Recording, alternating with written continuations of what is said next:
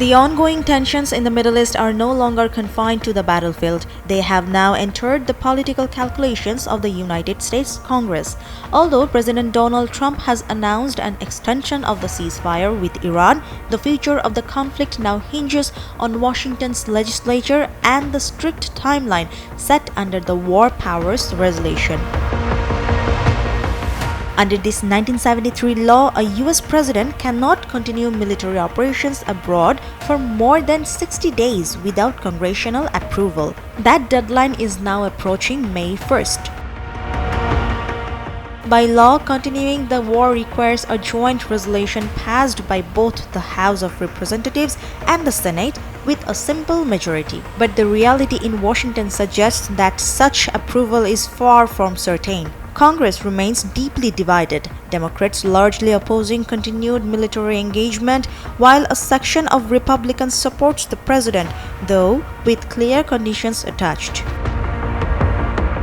Legal experts note that the president may extend operations by an additional 30 days, but only with a written justification citing unavoidable military necessity.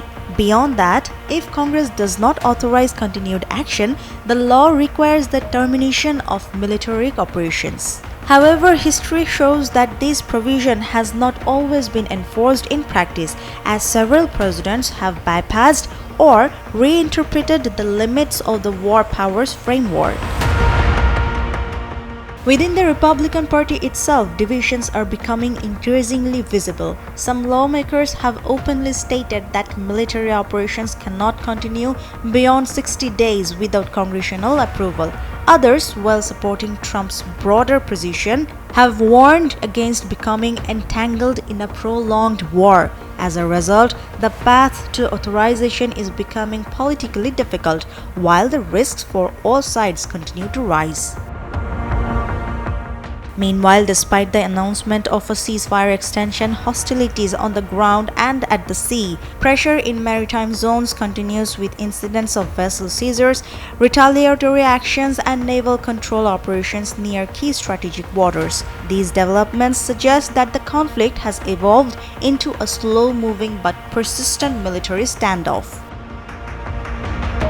Analysts argue that for Trump, this is no longer just a question of military strategy, but a test of political survival. He had campaigned on avoiding prolonged wars, yet he now finds himself increasingly involved in a conflict that is also raising questions within his own party. Another possible legal pathway is the authorization for use of military force, or AUMF. Passed in 2001 and 2002, these authorizations have historically been used by successive US administrations to justify a wide range of military operations. Experts suggest that the president could once again rely on broader interpretations of these legal frameworks to continue military action without direct congressional approval. International analysts warn that if the war continues to escalate, the consequences will extend far beyond US domestic politics. It could severely destabilize the Middle East and push the global security architecture into a deeper state of uncertainty.